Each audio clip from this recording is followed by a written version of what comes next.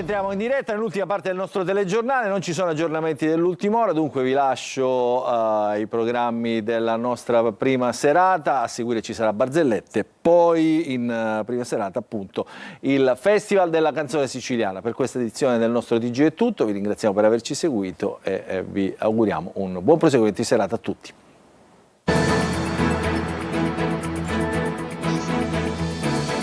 Entra nel mondo dell'informazione con l'app Sicilia Web.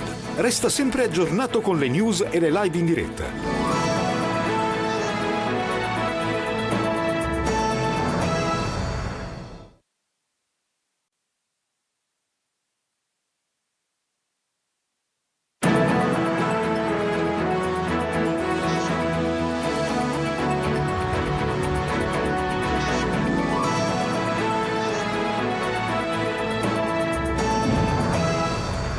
Buongiorno e benvenuti a questa prima edizione del nostro TG Sicilia, i titoli del telegiornale. Prosegue la chiusura dell'aeroporto di Catania per l'emergenza Cenere, stop ai voli fino alle 2 del 14 agosto. Continuano dunque i disagi per i passeggeri in partenza e in arrivo a Fontanarossa, dove fino ad oggi sono già saltati 700 voli. Riaperto invece l'aeroporto di Comiso, scalo però sotto pressione, passeggeri spaesati tra cancellazioni, ritardi e riprogrammazione dei voli. L'emergenza dell'Etna riaccende lo scontro sulla gestione di Fontanarossa e rilancia il dibattito sulla privatizzazione della SAC. Sul caso è intervenuto anche il ministro Musumeci, che ricorda la sua proposta di delocalizzare l'aeroporto già nel 1999. E prosegue intanto l'attività del vulcano, almeno 3 le bocche alimentate dai flussi lavici, il fronte più avanzato si attesta intorno a quota 1300 metri sulla Valle del Bove, una situazione costantemente monitorata dall'Istituto Nazionale di Geofisica e Vulcanologia di Catania. Aveva la colonna fratturata e questi sono i primi agghiaccianti particolari dopo l'autopsia eseguita ad Agrigento sul corpo di Cristiano Gianporcaro, il giovane regista di Caltanissetta travolto da un gommone mentre faceva un'immersione nelle acque di Lampedusa.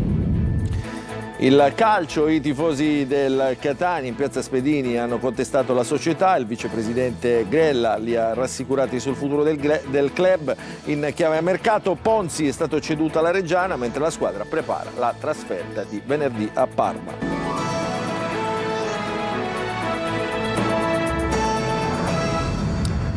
Ancora buongiorno, dunque non ci sono notizie positive che arrivano dall'aeroporto di Catania perché Fontanarossa rimarrà chiuso almeno fino a domani alle 2, quindi fino al 14 agosto, stop ai voli in partenza e in arrivo dall'aeroporto a causa dell'attività eruttiva dell'Etna con la contestuale emissione di cenere vulcanica in atmosfera. La colonna di cenere, pensate, ha raggiunto anche Malta e Tripoli, una situazione dunque in continua evoluzione. Dall'8 all'11 agosto, anzi al 12 agosto, a causa dell'eruzione dell'Etna sono saltati tra mancati arrivi, partenze e cancellazioni circa 700 voli con 400 cancellazioni. Un danno economico al sistema del turismo siciliano quantificato da Assorcenti indicativamente tra i 12,8 milioni e i 24 milioni di euro. E nella settimana di Ferragosto, quindi con il Ferragosto praticamente alle porte,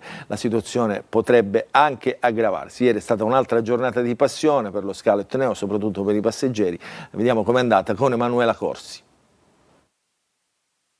Passeggeri lasciati soli, alle prese con comunicazioni in ritardo e trasferimenti fai da te. Questa è la situazione questa mattina nello scalo etneo di Fontanarossa. Sono tanti i passeggeri che continuano a venire qui per chiedere informazioni sullo stato dei loro voli. Molti viaggiatori vengono informati del dirottamento della cancellazione solo una volta arrivati nel terminal. Alle 8:20 mi hanno detto: ci dispiace informarvi che il volo EasyJet è stato cancellato. Io sono andato al terminal, ho detto ci dovete pensare voi.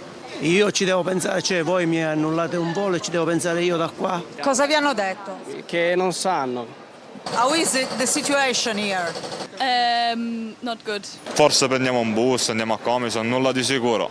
Non c'è solo la rabbia, ma anche la disperazione di chi non sa come spostarsi verso gli altri scali siciliani e attende invano un autobus su una panchina. A Palermo ora lei come ci arriva? Non lo so. Non gliel'hanno detto che c'è magari un autobus, qualcosa? Chi è Pullman? Non mi sento troppo stressante. You are going to Palermo? Yes, we tried, but Is there a bus or... all fully booked. All fully booked. Oltre il danno, la beffa. Tutti gli spostamenti sono totalmente a carico dei passeggeri, alle prese non solo con i disagi, ma anche con spese extra. Come questo signore, che partirà da Napoli. Una camera di più, 220, poi la camera di questa sera sarà 100, il treno sarà 100, circa 100, la macchina è un giorno in più, 460 e è già abbastanza. Grazie Letna. E per fronteggiare i disagi che vi stiamo raccontando da giorni dovuti alla chiusura dell'aeroporto di Catania, la regione siciliana ha annunciato di aver potenziato i collegamenti con gli altri aeroporti dell'isola con 6 treni speciali, un incremento dei servizi di trasporto su autobus. Cancellazioni, dunque ritardi, riprogrammazioni, la Cenere dell'Etna non ha concesso tregua almeno fino al momento, lo scalo sotto pressione in questo momento è quello di Comiso, dove i passeggeri comunque riescono a partire ma rimangono spaesati. Veronica Barbarino. In questi giorni caldi per il turismo, le disposizioni di sicurezza a seguito dell'eruzione dell'Etna limitano migliaia di viaggiatori. La pressione per l'impossibilità di atterrare a Catania si riversa sugli altri aeroporti dell'isola. Comiso in particolare sta svolgendo un ruolo di supporto importante, ma le sue dimensioni e la capacità infrastrutturale rendono difficile la gestione di una quota significativa del traffico etneo. L'aeroporto Ibleo infatti ha solo 6 piazzole di sosta per gli aeromobili. Inoltre, per la vicinanza con l'Etna, subisce a sua volta blocchi e disagi operativi a causa dei residui vulcanici portati dal vento. Come la scorsa notte, quando le operazioni sono state sospese fino alle 10 di questa mattina. Nonostante tutto, dall'inizio dell'emergenza, lo scalo comisano ha accolto circa 120 voli e il governatore Schifani ha annunciato l'intenzione di investire nuove risorse per rafforzarne l'operatività. Ma tra cancellazioni, ritardi, dirottamenti e riprogrammazioni, a subire lo sconforto sono ad ora i passeggeri. Sarei dovuto partire ieri da Catania, il volo con Ryanair è stato cancellato. Alle 5:10 ero già all'aeroporto qua a Comiso, adesso attendiamo il volo che sarebbe dovuto partire alle 7:10, schedulato per le 14:40. Ieri dovevamo partire da Catania, alle 2 di notte Ryanair ci ha comunicato la cancellazione del volo per scoprire poi che quel volo non era stato cancellato ma era stato dirottato su Palermo. Sarà nostra cura procedere per vie legali anche nei confronti di Ryanair. Per chi deve viaggiare, la raccomandazione resta quella di verificare con la propria compagnia aerea le eventuali variazioni del volo prima di recarsi in aeroporto. E l'emergenza Etna riaccende lo scontro politico sulla gestione di Fontanarossa e rilancia il dibattito sulla privatizzazione della SAC, il servizio di Orazio Longo. L'Etna fa il suo mestiere da millenni, la SAC palesemente continua a non saper fare il proprio. Il deputato regionale dell'MPA Grande Sicilia Santo Primavera sferra l'ultimo attacco alla società che gestisce l'aeroporto di Catania, ancora alle prese con l'emergenza Cenere, che riaccende il dibattito sulla gestione dello scalo e sulla necessità di procedere con la privatizzazione della SAC. Una partita già aperta che torna al centro dello scontro politico proprio mentre crescono le critiche sulla capacità di affrontare le emergenze. MPA e Lega contestano da tempo la governance della società che gestisce Catania e Comiso. Non usa giri di parole il segretario regionale del PD Sicilia e capogruppo PD in Commissione Trasporto alla Camera, Anthony Barbagallo. Passeggeri abbandonati e nessun piano per collegare aerostazioni siciliane frutto di incompetenza SAC e Regione. Sulla vicenda interviene il ministro Musumeci, che ricorda di avere fatto già nel 1999 una proposta per delocalizzare lo scalo di Fontanarossa in una zona distante da eventuali ricadute di cenere vulcanica. A Catania è fuori posto l'aeroporto, non il vulcano, ha detto Musumeci. Sul fronte delle critiche entra anche Forza Italia con il capogruppo al comune di Catania Pier Maria Capuana. I consiglieri parlano di fallimento dell'organizzazione e accusano la SAC di non avere preparato adeguatamente Fontanarossa, un fenomeno che, per quanto imprevedibile nella sua intensità, non lo è nelle conseguenze. Ma dentro Forza Italia arriva la replica del commissario regionale Nino Minardo. No alla caccia delle streghe, dice, difendendo il lavoro di SAC e Regione e indicando come priorità il potenziamento di Comiso e una una maggiore integrazione tra gli aeroporti siciliani. Il PD punta il dito soprattutto sulla mancata programmazione. Di fronte a un'emergenza prevedibile come l'eruzione dell'Etna, non è stato predisposto alcun piano efficace per collegare gli scali siciliani e garantire assistenza e mobilità ai passeggeri. Stefania Campo, deputato regionale del Movimento 5 Stelle, attacca il governo e tutto il centrodestra. Occorre avere un piano serio, permanente e collaudato, dice. Ed è qui che emergono tutta l'approssimazione, la sciatteria e la negligenza con cui in questi anni è stato governato il sistema aeroportuale della Sicilia orientale. Il commissario regionale di Fratelli d'Italia Luca Sbardella prova a gettare acqua sul fuoco. La situazione non è facile, dice, ma in un momento di emergenza come questo, piuttosto che sciacallaggi politici, ci aspettavamo più solidarietà. Il sistema aeroportuale siciliano sta rispondendo a un fenomeno naturale, la cui evoluzione cambia di ora in ora. Sul tavolo resta anche la richiesta di Confesercenti di un vero piano B, trasferimento dei voli su altri scali, collegamenti terrestri straordinari, assistenza ai passeggeri e coordinamento immediato tra aeroporti, compagnie aeree, regione e protezione civile. E poi c'è chi immagina un aeroporto alternativo. La proposta del ministro Musumeci del 1999 ne prevedeva uno, adesso c'è un'altra società che si chiama Shara Holding, che ha annunciato l'avvio ufficiale della manifestazione di interesse per appropriarsi delle aree e degli immobili nel Messinese, nei territori di Barcellona, Pozzo di Gotto, Meri e Milazzo, destinati al progetto dell'aeroporto intercontinentale del Mediterraneo, che secondo il CEO Fabio Bertolotti avrebbe completato l'iter burocratico per la competenza appunto delle aree e per l'acquisizione preventiva appunto della zona. Vedremo come andrà a finire. E poi c'è l'Etna, insomma, che fa il suo lavoro da migliaia di anni, adesso insomma è l'osservato speciale. Ma cosa sta accadendo in cima al vulcano? Ce lo spiega il direttore del Dipartimento Vulcani dell'INGV, Stefano Branca, intervistato da Lorena Dolci. L'Etna di agosto è un gigante che sputa fuoco dando spettacolo ai disagi. 4 bocche attive, il cratere voragine e 3 fratture laterali, l'ultima aperta ieri mattina. È un pennacchio di cenere che scompiglia i voli. Immaginate un tubo d'acqua che perde lateralmente. Invece di uscire solo dalla cima, il magma fuoriesce anche dalle spaccature, creando 3 colate che attualmente hanno raggiunto quota 3.000, 1.300 e 1.350, tutte in una zona desertica. Ma c'è il rischio che possano tracimare dalla Valle del Bove? Le colate laviche possono percorrere pochi chilometri e considerate che la Valle del Bove ha una lunghezza di 8 chilometri, queste colate possono fare 3-4 chilometri, massimo 5.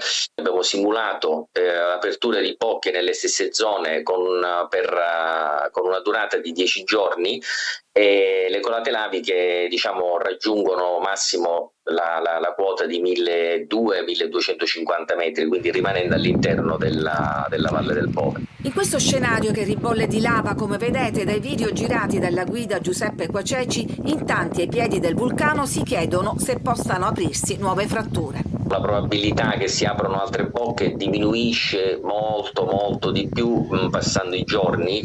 Già oggi dai primi dati che stiamo analizzando, quello che si osserva è che già è leggermente diminuita l'emissione di cenere e il campo lavico rispetto a ieri è in diminuzione. Primi segnali che il vulcano potrebbe finalmente mollare la presa.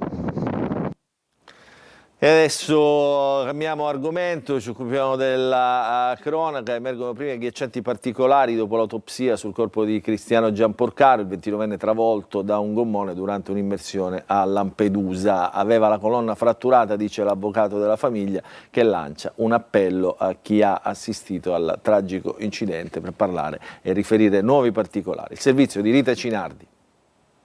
Potrebbe essere stato il violentissimo impatto con il gommone a uccidere Cristiano Giamporcaro, il regista nisseno di 29 anni travolto mentre si trovava in immersione nelle acque di Lampedusa. L'autopsia eseguita sul corpo del giovane avrebbe restituito un primo dato significativo sulle conseguenze dell'impatto. A riferirlo è l'avvocato Sergio Iacona, legale della famiglia. È stata riscontrata la presenza di gravi fratture alla colonna vertebrale causate da un impatto violento, fratture che hanno innescato i meccanismi che hanno portato al decesso del povero Cristiano.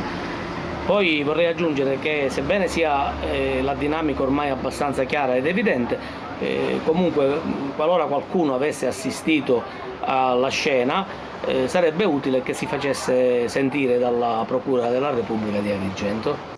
Intanto prosegue l'inchiesta della Procura di Agrigento per omicidio nautico. Nel fascicolo risultano indagati come atto dovuto un uomo di 72 anni e una donna di 69, entrambi romani. Gli accertamenti dovranno chiarire nel dettaglio la dinamica di quei drammatici istanti nelle acque di Punta Sottile, dove Cristiano, che aveva segnalato la propria presenza con l'apposita boa, è stato travolto dal gommone mentre era in immersione.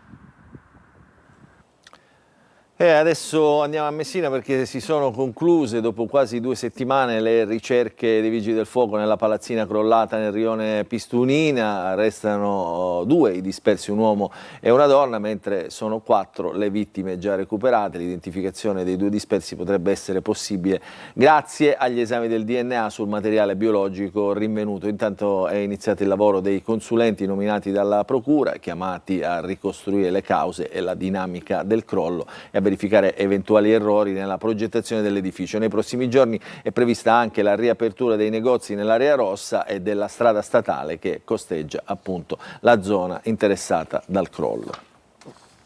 A Palermo invece ha trovato la madre nella camera mortuaria dell'ospedale Cervello con la faccia ricoperta di formiche. Secondo una prima ricostruzione, la donna di 86 anni, vedova da qualche anno e madre di 5 figli, si era sentita male mentre si trovava in casa. È stata poi portata dal 118 al pronto soccorso. L'anziana è morta nel pomeriggio. Il figlio è tornato l'indomani nella camera mortuaria e ha riferito appunto di aver trovato la salma con le formiche sul volto della donna. Adesso sta valutando se sporgere denuncia.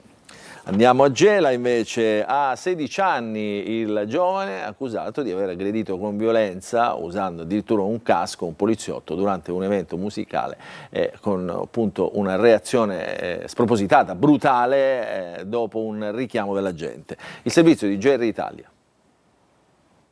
Ha appena 16 anni il giovane accusato di aver trasformato una serata di festa in un'aggressione ai danni di un poliziotto. È successo domenica sera a Gela, nell'area del Disco Village nel quartiere Macchitella. Secondo quanto ricostruito dagli investigatori, il sedicenne avrebbe tentato di entrare ripetutamente nell'area dell'evento in sella a uno scooter, nonostante il divieto. La gente lo avrebbe fermato e richiamato al rispetto delle regole, ma la risposta, secondo l'accusa, sarebbe stata immediata e violenta. Il ragazzo avrebbe colpito il poliziotto con forza direttamente al volto, probabilmente utilizzando il casco che aveva con sé. Un colpo particolarmente violento che avrebbe provocato alla gente una frattura al setto nasale e un vasto ematoma all'occhio. Una scena che ha fatto scattare immediatamente l'intervento degli altri operatori presenti e gli accertamenti sul giovane. Per il sedicenne, già sottoposto a un provvedimento della Procura per i minorenni, è stato disposto l'obbligo di permanenza nell'abitazione di famiglia. Domani il giovane comparirà davanti al GIP del Tribunale di Caltanissetta per l'udienza di convalida. Deve rispondere delle accuse di lesioni e resistenza a pubblico ufficiale. Un episodio che colpisce anche per l'età dell'indagato. Solo 16 anni, è già accusato di aver reagito a un controllo delle forze dell'ordine con una violenza fuori dal comune. La vicenda è stata denunciata pubblicamente dal sindaco terenziano Di Stefano e arriva in una città dove nelle ultime ore si è susseguita una preoccupante sequenza di episodi violenti. Prima l'aggressione al poliziotto, poi il giorno successivo un operaio ferito a coltellate nel cantiere di Via Tevere e 2 giovani colpiti con armi da taglio sul lungomare. Un'escalation che riaccende l'allarme sulla violenza giovanile e sulla sicurezza nelle strade e nei luoghi della movida.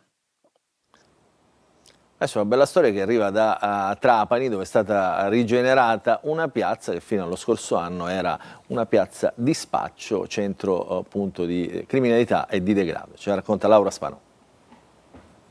Dal luogo di spaccio e di degrado dove si nascondevano paura e illegalità al luogo di rinascita dove una parte speciale la decide lo sport.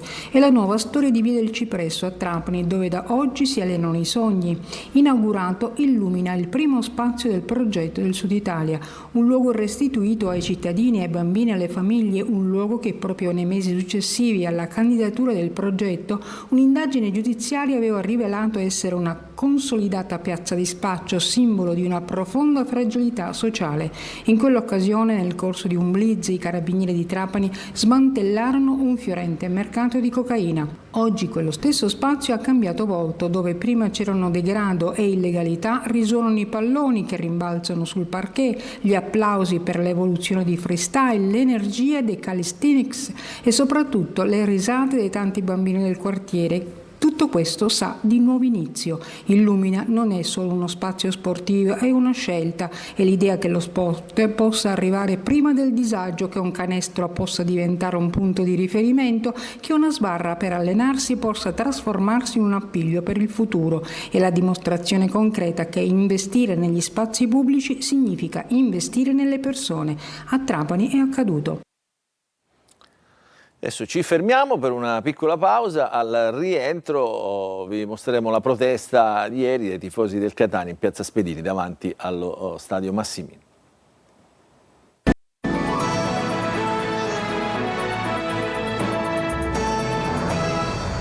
Entriamo in diretta nella seconda parte del nostro telegiornale, apriamo la pagina dello sport, ci occupiamo del Catania. Ieri i tifosi hanno manifestato, hanno contestato la società in piazza Spedini davanti allo stadio Massimino, poi subito dopo è uscito il presidente, il vicepresidente Grella, che li ha incontrati, li ha rassicurati sul futuro del club, una società che si muove anche in chiave mercato. È stato ceduto Ponzi alla Reggiana, mentre la squadra prepara la trasferta di venerdì per la partita, per la sfida di Coppa Italia contro il Parma. Ce ne parla e ci racconta tutto Sergio Colosi.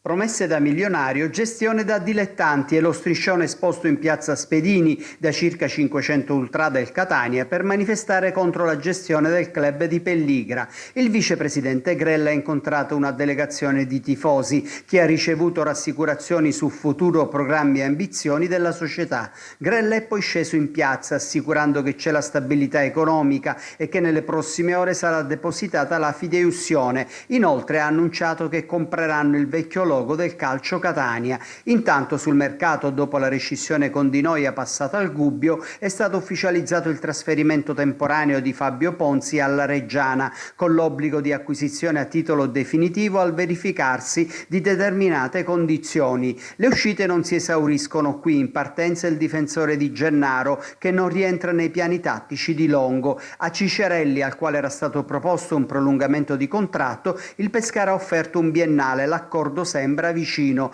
Al club abruzzese piace anche il portiere Dini. Per Gimenez l'Avellino ha proposto 250.000 euro più il cartellino di Cosimo Patierno. Il Catania vorrebbe far valere una clausola rescissoria valida sino al 15 agosto di 500.000 euro per i club di categoria superiore. La squadra intanto prepara a Norcia la sfida di venerdì in Coppa Italia al Tardini contro il Parma. Questa edizione del nostro telegiornale finisce qui, vi ricordo che l'informazione su Antenne Sicilia ritornerà più tardi alle 13:30, mentre a seguire ci sarà la rassegna stampa curata oggi dal collega Orazio Longo. Dunque per questa edizione è tutto, grazie per averci seguito, buon proseguimento di giornata a tutti.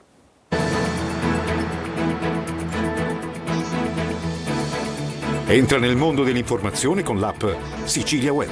Resta sempre aggiornato con le news e le live in diretta.